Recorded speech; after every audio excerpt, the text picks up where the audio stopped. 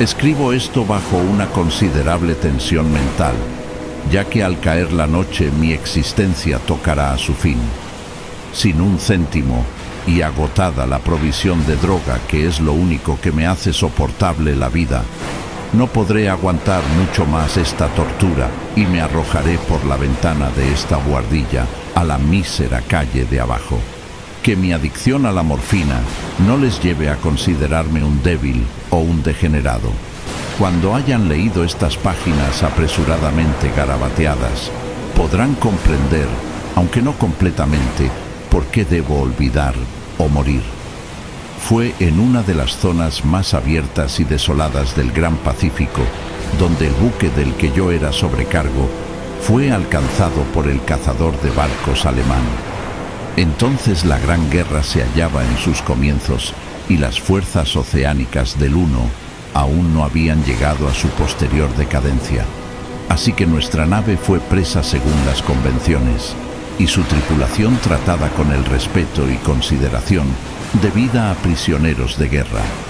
De hecho, la disciplina de nuestros captares era tan relajada que 5 días más tarde logré huir en un botecillo con agua y provisiones para bastante tiempo. Cuando finalmente me encontré con las amarras cortadas y libre, tenía muy poca idea de mi posición. No siendo navegante avezado, tan solo podía suponer vagamente, por el sol y las estrellas, que me encontraba al sur del Ecuador. Desconocía mi longitud y no había a la vista ni islas ni costas. El tiempo permanecía bonancible y durante un número indeterminado de días navegué sin rumbo bajo el sol abrasador, esperando el paso de un barco o la arribada a las playas de alguna tierra habitable. Pero ni barcos ni tierra hacían su aparición, y yo comencé a desesperar en mi soledad, en medio de aquella oscilante inmensidad de azul ilimitado. El cambio tuvo lugar mientras dormía. Jamás conocí los detalles, ya que mi sueño, aunque problemático y repleto de visiones, fue ininterrumpido. Cuando desperté, lo hice para encontrarme medio hundido en una cenagosa extensión de infernal fango negro que me rodeaba en monótonas ondulaciones hasta tan lejos como llegaba la vista, y en el que mi bote se encontraba embarrancado a cierta distancia.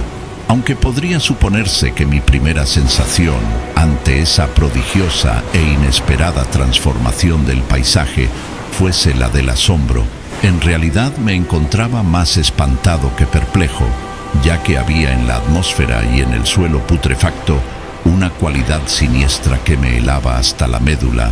La zona era un pudridero de cadáveres de peces descompuestos, así como de otras cosas menos descriptibles que pude ver insinuándose entre el asqueroso légamo de aquella interminable llanura. Quizás no debiera intentar el transcribir con simples palabras la indecible abominación que parecía asentarse en el absoluto silencio y la estéril inmensidad.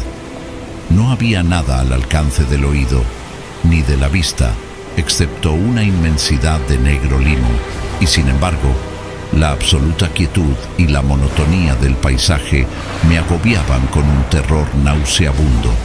El sol llameaba en un cielo que me pareció casi negro en su cruel ausencia de nubes, como reflejando las ciénagas de tinta que había bajo mis pies. Mientras me arrastraba hacia el bote atorado, comprendí que tan solo había una teoría que pudiera explicar mi situación.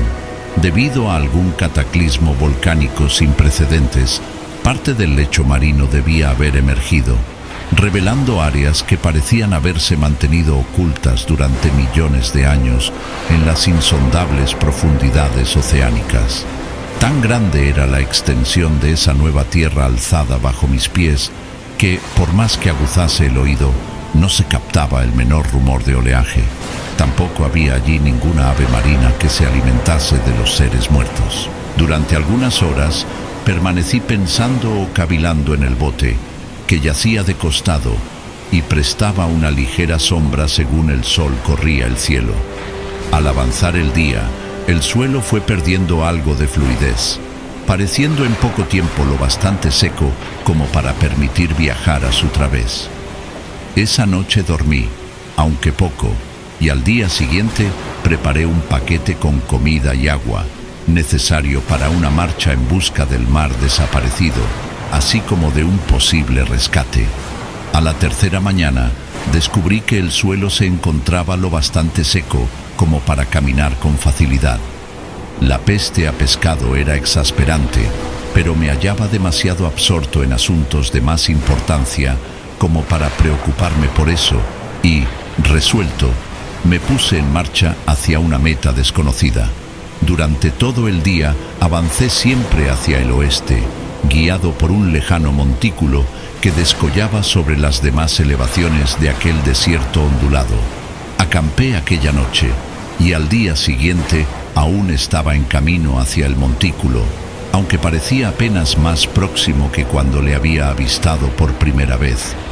El cuarto atardecer alcancé el pie del promontorio, que resultó ser mucho más alto de lo que parecía a distancia. Un valle interpuesto hacía aún más pronunciado su relieve sobre la superficie. Demasiado cansado para ascenderlo, me dormí a la sombra de la colina. No sé por qué mis sueños resultaron tan estrafalarios esa noche, pero antes de que la menguante luna, fantásticamente gibosa, se hubiese elevado mucho sobre la llanura oriental, me encontraba despierto, bañado en sudor frío, decidido a no dormir más. Las visiones habidas resultaban demasiado como para atreverse a arrostrarlas de nuevo, y al resplandor de la luna comprendí cuán necio había sido al viajar de día. Sin el brillo del sol abrasador, mi viaje hubiera resultado menos fatigoso. De hecho, me sentí de nuevo lo bastante fuerte como para acometer el ascenso que había descartada al ocaso. Recogiendo mi atillo, empecé a subir hacia la cumbre de la elevación. Ya he comentado que la interminable monotonía de la ondulante llanura era fuente de vago horror para mí, pero creo que mi espanto se vio acrecentado cuando alcancé la cima del montículo y miré al otro lado de un inconmensurable barranco o cañón cuyas negras profundidades la luna, aún no lo bastante alta, no llegaba a iluminar. Me sentí como en el fin del mundo, atisbando al borde de un caos insondable de noche eterna. En mi terror me venían curiosas reminiscencias del paraíso perdido y del odioso ascenso de Satán a través de remotos territorios de oscuridad. Al ascender más la luna, comencé a distinguir que las cuestas del valle no resultaban tan perpendiculares como había supuesto. Salientes y afloramientos de piedra proporcionaban apoyos fáciles y seguros para el descenso, además de que a partir de unos pocos cientos de metros la pendiente se hacía más gradual. Acuciado por un impulso que me resulta difícil de analizar por completo, descendí dificultosamente las rocas y alcancé la más suave ladera de abajo, ojeando aquellas profundidades estigias que la luz aún no había penetrado.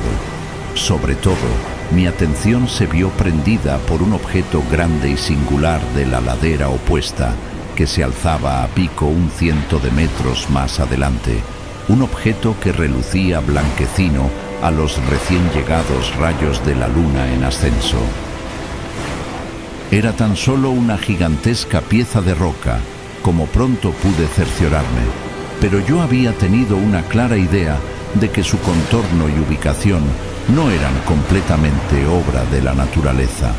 Un examen más detenido me colmó de indescriptibles sensaciones, ya que a pesar de su enorme tamaño y de que se encontraba situado en un abismo abierto en el fondo de los mares desde la juventud de la Tierra, vi más allá de cualquier duda razonable que el extraño objeto era un monolito perfectamente tallado, cuya inmensa mole había conocido el trabajo y quizás la adoración de criaturas vivas y racionales. Aturdido y espantado, aunque no sin cierto escalofrío de placer propio de un científico o arqueólogo, examiné los alrededores con mayor detenimiento. La luna, ahora próxima al cenit, brillaba de forma extraña y vívida sobre los colosales peldaños que circundaban el abismo, revelando el hecho de que un regato de agua fluía al fondo, perdiéndose de vista en ambos sentidos, y casi llegando a lamer mis pies cuando fui a detenerme al pie de la ladera. Al otro lado del barranco, las pequeñas olas golpeteaban la base del ciclópeo monolito, en cuya superficie puede ver entonces cinceladas inscripciones y toscos relieves. La escritura estaba formada por un sistema de jeroglíficos desconocidos para mí, distinto a cuanto hubiera visto en los libros. Consistía en su mayor parte en símbolos acuáticos convencionales, tales como peces, anguilas, pulpos, crustáceos, moluscos, ballenas y cosas así. Algunos caracteres, obviamente, representaban seres marinos desconocidos para el mundo moderno, pero cuyos cuerpos en descomposición yo había observado en la llanura surgida del océano. De entre todo, no obstante, fueron los relieves pictóricos los que más me subyugaron, visibles con claridad al otro lado del agua interpuesta. Gracias a su enorme tamaño, formaban un cúmulo de bajorrelieves cuyos motivos hubieran podido despertar la envidia de un doré. Creo que podría suponerse que aquellos seres representaban hombres, o al menos cierta clase de hombres, aunque se mostraba a las criaturas retozando como peces en las aguas de alguna gruta marina o rindiendo pleitesía en algún santuario monolítico, al parecer también sumergido. No osaré entrar en detalles acerca de sus formas y rostros, ya que el siempre recuerdo me provoca vértigos. Grotescos más allá de la imaginación de un Poe o un Bulwer, resultaban en líneas generales condenadamente humanos, a pesar de sus manos y pies palmeados, labios espantosamente gruesos y fofos, vidriosos ojos saltones, así como otros rasgos aún menos agradables de recordar. Cosa bastante curiosa, parecían cincelados sin guardar proporción con su escenario oceánico, ya que una de las criaturas era representada en el acto de matar a una ballena retratada como apenas un poco más grande.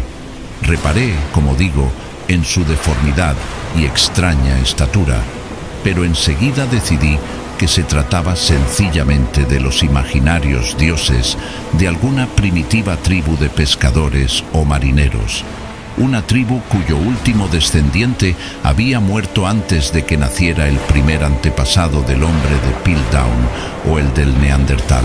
Espantado por este inesperado vistazo a un pasado más allá de la imaginación del más aventurado de los antropólogos, estuve meditando mientras la luna vertía extraños reflejos en el silencioso canal que había ante mí. Entonces, bruscamente, lo vi. Con tan solo un ligero chapoteo indicando su llegada a la superficie, el ser apareció sobre las oscuras aguas.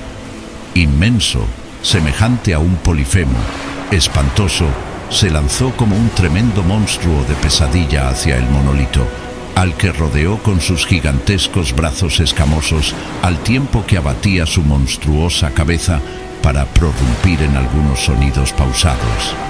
Creo que enloquecí entonces.